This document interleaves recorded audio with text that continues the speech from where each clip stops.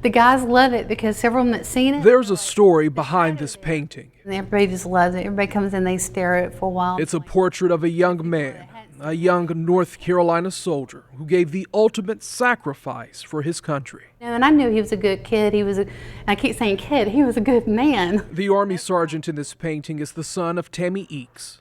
It's so much like him. It's like he can speak to me, and it's like his eyes are watching over me. Sergeant Lance Oliver Eakes of Apex was killed in 2008 when his Humvee hit an IED in Iraq. He was only 25 years old. I had several artists that had offered to paint Lance, but that would mean I had to send his pictures out of town, and I just couldn't do it. She didn't have to because there was an artist in Wake Forest by the name of Mary Benajam who could fulfill her request. I always tell them, just give me your favorite picture, something that makes you smile. Mary was watching the news one night when she saw the story of a soldier who had been killed in action. Being a mom, I was really taken by that, thinking, how painful to lose your child, even though they were given the ultimate sacrifice. Mary normally uses her talents to paint beautiful landscapes, but as the mom of a son in the military herself, she knew she could use her paintbrush to help grieving families. She remembers just special little things about each one of them, so it's not just a painting to her. It's a person, it's a loved one. Whether it's a picture of soldiers as young children or dressed in their uniforms, stroke by stroke, she creates priceless masterpieces. They're all special, and I remember each one of them. All of them are so handsome and beautiful. She painted this portrait of Chief Warrant Officer Edward Cantrell. He wasn't killed in action, but in a North Carolina house fire trying to rescue his children. I don't want or need any recognition. This is about the families, and this is about our loved soldiers, our heroes. That's who I want to honor. It's about them. You've often heard the phrase that a picture is worth 1,000 words. For the families who receive these paintings, sometimes there are no words, only tears. For this week's Giving Back, I'm Anthony Austin.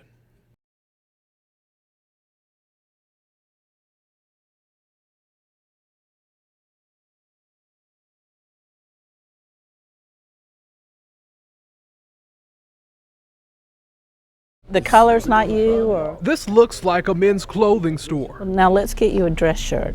You have designer suits, ties, and shoes.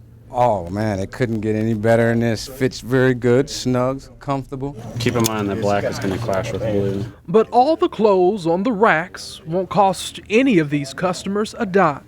My eyes just got big. These suits are barely worn. I mean, stuff that you would pay top dollar for. Do you know what your waist is? This room is filled with secondhand clothing that's giving these men a second chance at life. Half of these guys I don't even know, so this is the first time seeing them. And seeing that we're all trying to strive for the same goal. That's powerful. Do you like it? That? Okay. The goal they're trying to reach is employment. All these men come from different backgrounds. All have faced different struggles. The men are students in a job training program. They're learning the skills to land work. Now they just need the clothes. Everybody wants to feel good about themselves, and I think it's important to give a good first impression. What do you think? It brings out kind of that gray. Ann Hanley and her childhood friend Carolyn Johnson worked together to outfit these men. They call their clothing store Gigi's Closet, named after Carolyn's grandfather and a babysitter they both share. Something, that we're kind of getting some spiritual guidance from her. The sleeves are a little bit too short. In the past 2 years, they've dressed more than 200 men. This is what they look like when they first come in. But when they leave and they have on this suit and they look like $1 million, you can see a whole transformation in their attitude and their self-pride. Here's a 19. We got to see that transformation for ourselves. Where I come from, knowing when you put a suit on, you're going to a funeral or you're going to a court hearing. To receive a blessing like this for a good occasion, make you proud about yourself and what you can accomplish. You like charcoal? Sometimes it takes just a few adjustments on the outside. I feel like $1 million. That feels better, doesn't it? To change a man Yeah, okay. on the inside. What do you think about that? For this week's Giving Back, I'm Anthony Austin.